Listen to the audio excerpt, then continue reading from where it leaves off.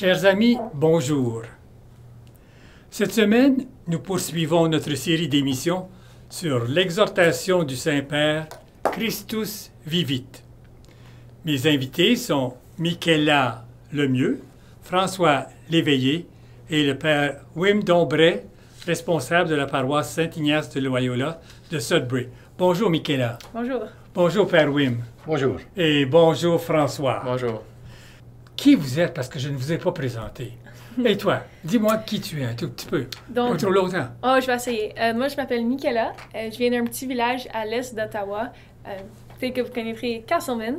Puis, j'étudie présentement à l'Université Laurentienne en éducation physique et santé. Puis, je fais aussi une didactique en sciences religieuses. Je suis en 4e année. Merci. Moi, c'est François Léveillé. Je suis un étudiant, encore une fois, moi aussi, à l'Université Laurentienne, en 4e année, en kinésiologie. Donc, ça, c'est mon programme d'études.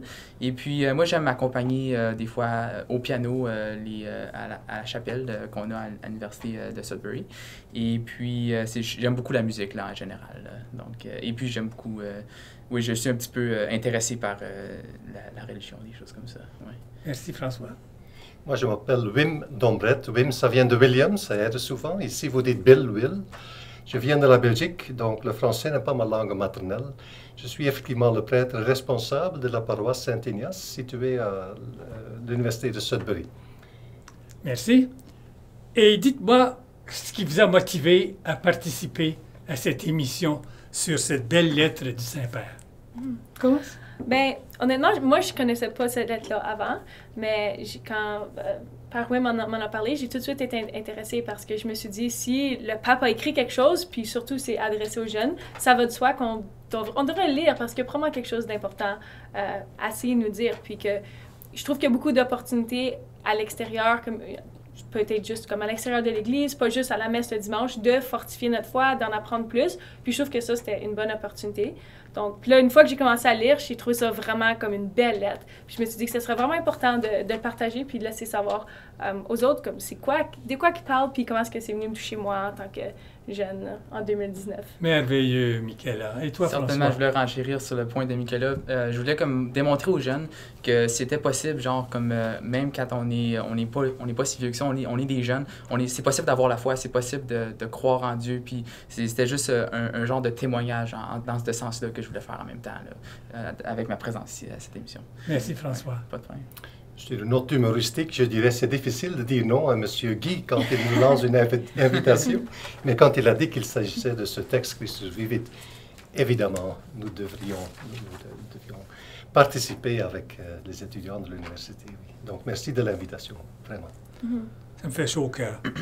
Et maintenant, avec cette émission, nous cherchons à faire connaître cette lettre adressée aux jeunes, mais aussi à tout le peuple de Dieu. Parce qu'il y a des jeunes de cœur. C'est vrai. C'est ça. Et ça, j'aime me placer dans cette catégorie. Et je vais faire connaître cette lettre pour la faire aimer et donner le goût de la lire. Alors, avec vous aujourd'hui, nous allons présenter aux téléspectateurs le chapitre 3. Et vous allez nous dire ce que vous avez trouvé comme perle dans ce chapitre 3, intitulé « Vous êtes l'aujourd'hui de Dieu ». Commence donc, Michaela. En fait, c'était vraiment difficile de juste en choisir quelques-uns parce qu'il y en avait tellement. Mais si on va un peu en ordre, moi, qu'est-ce qui m'a beaucoup touchée, comme au début du côté du numéro 67, quand il parle de la capacité de trouver des chemins où ce que d'autres voient juste des murailles. Je trouve que ça représente beaucoup, parfois un peu l'image qu'on peut avoir de l'Église de nos jours, qu'il y a beaucoup, des fois, des difficultés entre l'Église, la société, comme il y a, tu sais, comme un petit... il y a de la difficulté à trouver des chemins. Donc, je trouve que c'est important de se rappeler qu'on est appelé à trouver des chemins. Qu'il y en a des chemins, il faut juste, des fois, peut-être passer par-dessus les murailles pour aller les chercher. Puis, en trouvant ces chemins-là, c'est là qu'on va aller rencontrer les autres. Parce que, tu sais, c'est pas juste en restant à une place, c'est en essayant de trouver ces chemins-là avec d'autres personnes. Puis, faire ce cheminement-là, c'est une façon de bâtir sa foi aussi, d'aller à l'extérieur, de trouver ces chemins-là. Dans le même paragraphe, en fait, un petit peu plus tard, ils parlent un peu plus des jeunes. Ils disent le cœur de chaque jeune doit être considéré comme une terre sacrée, porteuse de semences de vie divine. Oh, c'est beau ça. Tellement... Répète donc ça. Comme il dit, le cœur de chaque jeune doit être considéré comme une terre sacrée, porteuses de semences de vie divine. Comme c'est tellement beau, je trouve que c'est tellement profond. Ça démontre à quel point les jeunes, il y a tellement d'espoir en eux. Puis ça nous donne aussi, je trouve, une mission en tant que personnes qui ont la foi, c'est d'être, je trouve, un peu comme des jardiniers. Donc, non seulement on doit poser la semence, donc partager ça, partager l'amour du Christ, puis partager la bonne nouvelle, mais après ça, tu peux pas juste partir. Un jardinier, ça fait pas juste planter, puis après ça part. Non, ça s'occupe de la plante, ça l'aide à grandir, ça chemine avec, puis là, à la fin, ça va porter tellement des beaux fruits. Donc, c'est vraiment ça qui vient me toucher dans la première section. Moi, ce qui m'a d'abord frappé, c'est ce que je lis ici, ce que vivent parfois les jeunes. Bien sûr, je connais un peu le monde, je l'ai fréquenté aussi, mais j'ai davantage compris quand j'ai vu l'énumération, persécution, guerre, violence, pauvreté et instabilité. J'ai dit oui, nous sommes privilégiés. Je suis privilégié de travailler avec eux. Je sais qu'il y a partout des difficultés, des défis, mais ça, c'était ma première réaction, oui. Il y a aussi une responsabilité liée à cela, mais voilà. Oui, pour aller avec ça, moi je trouve aussi, juste un petit peu plus loin, il parle de comment est-ce que les jeunes sont endoctrinés puis utilisés comme de la chair à canon. Puis c'est vraiment venu me chercher parce que de mon quotidien, je veux dire, aller à l'université, comme, je veux dire, des fois j'écoute la radio, je lis les nouvelles, mais en général, je vois pas ça dans ma vie tous les jours, des personnes, des enfants qui vivent ces choses-là. Donc, on dirait que j'oublie que ça existe. Comme je sais que ça existe, mais comme j'oublie que ça existe. Puis aussi, avec du côté médiatique, je trouve que des fois, je deviens comme désensibilisée parce qu'on en va juste trop. Puis c'est pas direct en avant de moi chaque jour. Donc, j'oublie un peu que ça existe. Donc, un peu comme... Des fois, j'oublie de me sentir privilégiée dans cette situation-là. Et toi, François? Certainement, comme je voudrais juste ajouter à ça aussi. Moi, c'était au numéro 76. Il y a un passage que je vais vous lire ici qui m'a vraiment marqué. C'est écrit, le pape écrit que certaines réalités de la vie se voient seulement avec des yeux lavés par les larmes. Donc, quand moi j'ai lu ça, c'est vraiment venu me chercher parce que récemment... Répète donc ça, répète donc. Je vais le répéter aussi, c'est certaines réalités de la vie se voient seulement avec des yeux lavés par les larmes. Donc moi, juste une petite anecdote, dernièrement, en fait, je suis allé dans un voyage humanitaire au Népal, donc c'était en mai dernier, et puis j'ai vu la pauvreté du Népal, j'ai vu des choses que comme j'aurais jamais pensé voir dans ma vie. Puis comme ça m'a vraiment fait beaucoup de peine. Puis je peux vraiment témoigner que comme c'est vrai que comme des fois comme nous autres dans notre pays, genre on est tellement privilégiés, genre on a tellement tout, c'est du luxe, on vit dans du luxe. Et puis comme on oublie cette réalité-là complètement, genre qui existe, comme c'est une distance psychologique qui existe. Et puis c'est ça, comme quand tu vois ces choses-là, comme ça te fait de la peine, puis comme les larmes sortent, genre, puis c'est là que comme comme tu peux vraiment sentir, genre, comme tu peux vraiment sentir, comment je peux expliquer ça, comment à quel point tu es chanceux, genre. Comme, donc ça m'a vraiment marqué dans ce point-là. Puis aussi, c'est écrit, genre, est-ce que mes pleurs sont des pleurs comme capricieuses parce que je voudrais avoir quelque chose de plus? Donc ça aussi, c'est intéressant parce que comme nous, tu sais, on est tellement choyés qu'on n'aurait pas vraiment besoin de quelque chose de plus. Comme, oui, des fois, on veut avoir quelque chose de plus ou des choses comme ça, mais comme, en fait, on devrait pas tout le temps chercher à avoir plus. On devrait comme se satisfaire avec ce qu'on a déjà. Donc, c'est juste pour comme faire le contraste entre comme les différentes sortes de pleurs, genre, comme si... Puis ça m'a vraiment touché quand j'ai lu ça, là, genre, là, ça nous montre, est-ce qu'on apprécie vraiment ce qu'on a, là, tu sais, là. Ouais. Effectivement, nous sommes très privilégiés et en même temps, c'est un monde avec beaucoup d'opportunités et en même temps aussi un monde complexe. Ça, c'est quand même aussi un défi ici, même si les besoins de base, nourriture, toit, famille, études sont comblés. Comme le texte dit, il y a beaucoup de désirs, des blessures aussi, et beaucoup de recherches. Donc, ça, c'est aussi un aspect dans lequel je me reconnais. Moi-même, et aussi travaillant avec des étudiants, privilégiés, oui, mais c'est un monde aussi, c'est comme un océan dans lequel il faut nager. Hein. Tout se présente au même niveau. Il faut trouver son chemin. Enfin, c'est mon impression, je ne sais pas vous. Oui, en fait, j'aime beaucoup quand tu parles du désir parce que moi aussi, ça m'a vraiment venu chercher comme quand dans la lettre, il expliquait un peu comment est-ce que les jeunes ont ce désir de Dieu. Comme sans vraiment y mettre un nom, par exemple. Ils ont ce désir de quelque chose de plus, de vivre une vie différente, comme, tu sais, que ça peut être, comme ils disent là-dedans, comme recherche de l'harmonie avec la nature, dans la beauté, l'esthétique. Il y a ce désir-là dans tous les jeunes, il y a cet espoir-là. C'est juste peut-être qu'ils ne mettent pas le nom ou l'étiquette de Dieu dessus. Donc, je trouve que, comme pour moi, c'est vraiment de venir me chercher, puis comme ça montre à quel point il y a beaucoup d'espoir, parce que les jeunes sont là, ils veulent quelque chose. Comme, il y a ce désir-là, comme le Seigneur, il a vraiment mis ça dans tous les humains. Mais ils ne sont pas vraiment capables de mettre un nom à ce désir-là.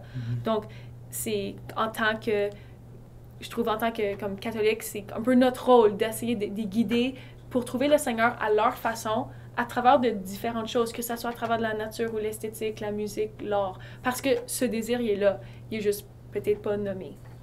Et vous parlez de médias aussi.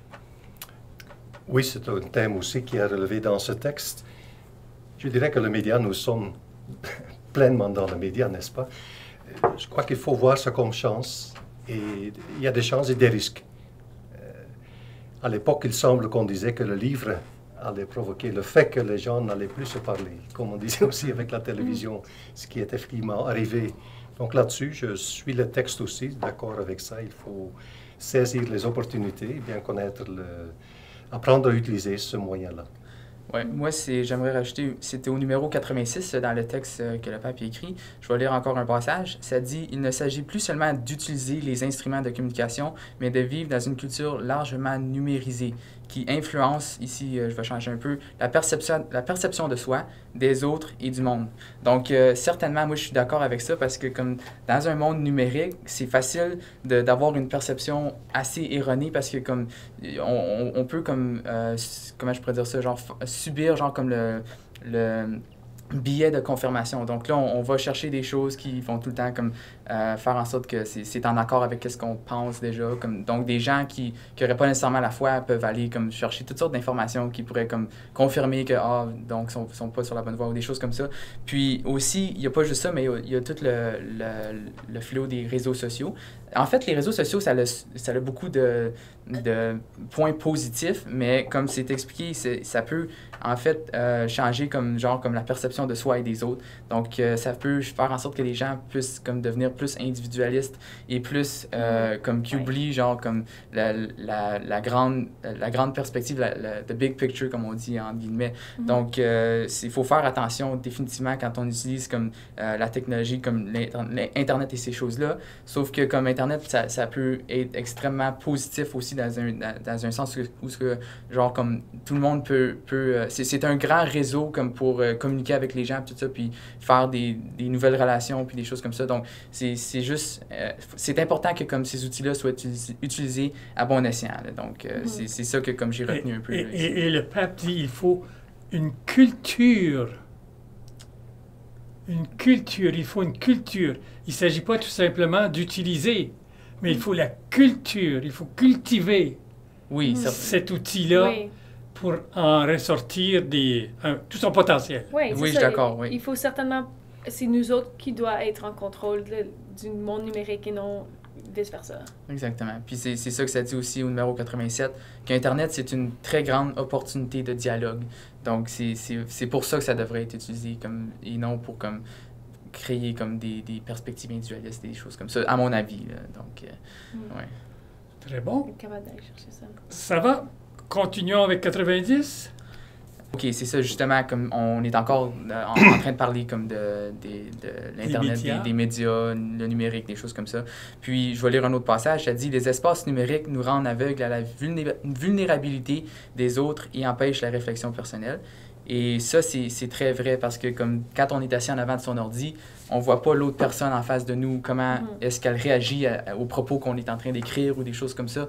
Puis ça nous désensibilise encore, comme je vais reprendre les mots de Michaela, parce que comme c'est ça, comme le fait de ne pas voir la personne, de voir ses émotions, comme son visage, on perd une grosse partie, genre. Puis c'est pour ça qu'il faut faire attention définitivement avec comme... As-tu déjà vu au restaurant tout un groupe en train de pitonner, puis il ne voit même pas l'autre qui est à côté, qui est en train de vivre quelque chose? Oui, malheureusement, j'ai déjà vu ça. Tu as déjà vu ça, hein? Oui, comme si... Alors ça, il faut donc cultiver de la bonne façon l'utilisation. C'est ça. C'est Alors, ça. ce n'est pas devenir l'esclave de l'outil, Exactement. Oui. mais en devenir le maître. Exact, oui. Ça, c'est bien dit. Oui. On parle de l'immigration, pauvreté, on a bien mentionné que nous sommes privilégiés, mais aussi dans nos programmes, on fait beaucoup.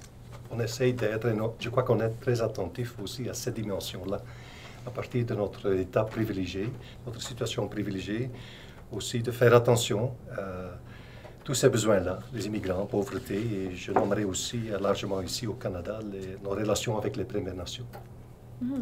Oui, c'est sûr, je trouve que comme le fait qu'on est dans une position confortable ou aisée, ça devrait nous donner encore plus cette responsabilité-là, comme tu as dit. C'est notre rôle maintenant d'aller chercher vers, aller rejoindre ceux qui sont plus marginalisés. Moi, dans le paragraphe, quelques paragraphes qui suivent, ça parle un peu des jeunes qui migrent, puis comment est-ce qu'ils sont séparés non seulement de leur environnement, de leur famille, mais comment est-ce que quand tu arrives dans un camp de réfugiés ou quand tu es sur la route vers quelque part, que tu sais pas c'est quoi ta destination, tu n'as pas vraiment cet ancrage religieux-là. Puis ça m'a juste fait réaliser à quel point, pour moi, c'est tellement important d'avoir cet ancrage religieux, puis que je pourrais même pas m'imaginer comment ça doit être difficile de vivre sa foi quand tu n'as pas tous tes repères. Moi, si je perdais tous mes repères, je sais pas comment je serais capable. Donc, ça doit démontrer tellement une force spirituelle, surtout de la part des parents avec leurs enfants, comment est-ce qu'ils peuvent les aider à grandir à travers de ça. Quand tu n'as pas une communauté, tu n'as pas un lieu de rassemblement, tu sais, t'as pas rien, juste ton côté spirituel est complètement désintégré, ça doit être vraiment, vraiment difficile pour eux. C'est comme quand on pense à des migrants, comme c'est la première chose qui nous vient en tête, c'est pas ils doivent pas avoir d'église, mais c'est quand même quelque chose qu'on doit prendre en considération qui doit être vraiment difficile pour eux autres. Mais c'est vraiment beau de voir comment est-ce que ces gens-là sont très spirituels quand même, puis ils ont quand même beaucoup d'espoir. Puis ils sont très pieux, malgré leur situation difficile, comme au point de vue fonctionnel, au point de vue comme spirituel, qui sont quand même capables de rester forts. Puis je trouve que c'est vraiment des bons... On devrait les regarder comme des modèles, puis on devrait être capable de essayer de suivre leur exemple quand nous autres, il y a quelque chose qui ne tombe pas en place ou qu'on perd peut-être Et je dirais apprendre à les connaître. Oui, en effet. Certainement. Pour ensuite les aimer. C'est sûr. Exactement. Ouais. Si je ne les connais pas, par exemple, si toi, tu ne connais pas Michaela, qui est une petite fille de Castleman, comment peux-tu l'aimer? C'est vrai. Il faut absolument que tu la connaisses. Absolument. Ouais. Oui. Alors, il faut commencer par les connaître pour pouvoir les aimer. Oui. Alors, les migrants, c'est notre responsabilité Oui, ça vraiment. de les accueillir, puis de les connaître Certainement. et pour les aimer. Marcher avec, hein? Oui, marcher Marcher avec. avec, ouais, ça, c'est bon. très Oui, bon. oui, Ouais. oui. Et Wim, parle-nous des abus, toi. Parce que le pape parle des abus, hein? En fait, Oui, je pense oui. que moi, je vais commencer à parler de ça un peu. Oui. Donc, au numéro 100, dans Tu prends ta place. Oui. Au numéro 100, dans ce que le pape a écrit, je vais encore le citer. Il a écrit « Les prêtres qui commettent ces horribles crimes », parce qu'on sait que, comme dans l'Église, il y a plusieurs crimes qui se sont passés comme malheureusement. Ouais. Il a écrit « Les prêtres qui commettent ces horribles crimes ne constituent pas la majorité ». Donc, ça dit, je demande aux jeunes de se laisser stimuler par la majorité. Et puis, moi, ce que je voulais expliquer par rapport à ça, c'est que ce qu'on peut comprendre, c'est que le fait que l'Église elle ait commis genre des horribles crimes à travers comme les années et des choses comme ça n'invalide pas l'existence de Dieu et de Jésus et des enseignements de celui-ci. Donc ça, je pense que c'est un point comme extrêmement important qu'on devrait comme expliquer aux gens qui laissent aller leur foi ou comme qui laissent aller l'Église à cause de comme toutes ces choses-là. Comme c'est sûr que c'est horrible qu'est-ce qui s'est passé tout ça, mais Jésus il était quand même là, puis Dieu il est encore parmi nous puis tout ça, puis ça n'invalide pas ça du tout. Donc je pense que c'est vraiment important qu'on parle de ça. Et puis ici une chose qui est vraiment une autre belle citation que j'aimerais lire que le pape a écrit, c'est ça, c'est souvenons-nous qu'on n'abandonne pas une mère lorsqu'elle est blessée, mais on l'accompagne pour qu'elle trouve en elle toute sa force et sa capacité de toujours recommencer. Donc ça, c'est exactement en lien avec ce que moi, je viens juste d'expliquer. Puis je pense que comme le pape, quand il a écrit ça, genre comme si ça venait... C'est vraiment venu me toucher, puis je pense que ça va toucher aussi les autres comme chrétiens, puis même les non-chrétiens. Ouais. C'est sûr. Moi, j'ai un point pour un peu comme poursuivre l'idée que François disait, comme un petit peu plus loin, ça dit « Le Seigneur Jésus, qui n'abandonne jamais son Église, lui offre des instruments pour un nouveau chemin. Donc ça nous montre que maintenant, c'est vraiment pas le temps de tourner le dos. Exact. C'est vraiment pas le temps de comme jump off the ship, comme ils disent en anglais. Comme maintenant, c'est le temps de prendre cette opportunité-là pour faire de notre Église quelque chose de plus fort. Puis comme c'est écrit là-dedans, comme Jésus, il va nous aider à travers de ça, comme il va nous inspirer, il va nous donner les moyens, les outils.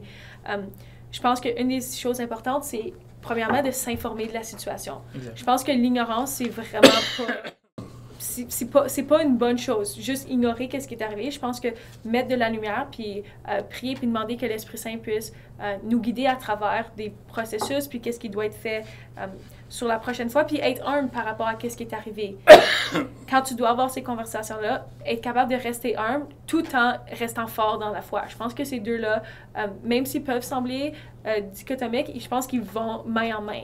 Être humble et quand même rester fort dans, comme François disait, comme que c'est vrai, que tout ça, ça n'invalide pas tout ce qui a été dit. Voilà, je trouve que le phénomène est bien décrit dans le texte, que c'est un phénomène global, partout présent, dans toutes les cultures, malheureusement aussi dans l'Église, qui doit donner un bon exemple. Et je connais bien, c'est pour tout le monde, aussi mes confrères, par exemple, de temps en temps, ça pèse. On n'est pas directement impliqué là-dedans, mais ça nous affecte. Mais voilà, je crois que c'est important de faire cet effort-là et de mettre ça à la lumière avec des moyens ajustés pour qu'on puisse traverser cette crise, Exact. parce que c'en est une. Tu veux parler d'autre chose? À la fin de la lettre, c'est écrit tu peux arriver à être ce que Dieu, ton Créateur, sait qui tu es, si tu reconnais que tu es appelé à beaucoup. Invoque l'Esprit Saint et marche avec confiance vers le grand but, la sainteté. Je trouve que parfois, la société donne une image que tout le monde, là, il parle aussi comme des photocopies, comment est-ce que tout le monde ressemble un peu à tout le monde. Donc, oui, il y a la perspective individualiste, mais en même temps, on veut juste comme fit in, on veut juste être comme tout le monde d'autre. On veut juste un peu être des photocopies. Puis la société, elle nous dit, t'es super bien exactement où ce que tu es. T'es pas obligé de changer, t'es pas obligé de t'améliorer. Tandis que je trouve que ça nous donne un défi. Ça dit, non, t'es appelé à plus que ça.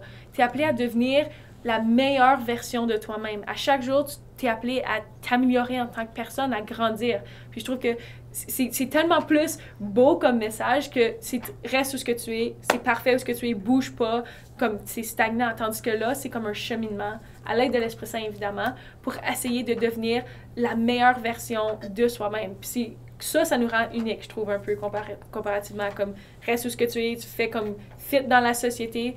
Non, c'est pas ça, c'est deviens unique, chemine vers qu'est-ce que le Dieu t'a appelé à être, puis c'est être un saint. Comme on est tous appelés à ça, puis je pense que c'est quelque chose qu'on devrait plus mettre de l'emphase dessus, qu'on devrait rappeler aux jeunes qui sont appelés à être des saints. Certainement. Pas des saints sur une corniche. Non. Non. En effet. Et ça résume ce que tu retiens de ce chapitre 3, ça, toi, hein? Oui. Et Wim, qu'est-ce que tu retiens, toi, de ce 3e chapitre? À la fin, l'espoir qui est souligné, aussi, bien sûr, pour nous, c'est la résurrection, source de notre espoir. Bien sûr, aussi à incarner et concrétiser. Là, il y a des bonnes suggestions qui sont faites. Chercher des groupes, une communauté, se donner du temps, toutes sortes de moyens. Avec les conseils, on revient un peu là-dessus, mais c'est très présent aussi l'espoir que le pape exprime envers les jeunes. Oui. Et c'est beau. Et toi, pour résumer ce chapitre-là? Ben moi, ce que je retiens vraiment essentiellement, c'est que comme on devrait pas comme abandonner l'Église, là, genre comme je reviens avec mon dernier point, genre comme même s'il y a toutes sortes de choses qui sont passées dans l'Église à travers le passé, tout ça, ça l'invalide pas comme tout ce que c'est l'Église, tout ce que c'est Dieu, tout ce que c'est Jésus. Donc on devrait continuer à aller de l'avant vers ça, puis d'essayer de devenir encore une fois, comme Michael l'a dit, des meilleures personnes, des saints, puis de suivre ce que Jésus nous enseigne de faire, genre. Donc, est-ce qu'il y a un geste ou quelque chose que vous voulez faire suite à ce que vous venez de lire?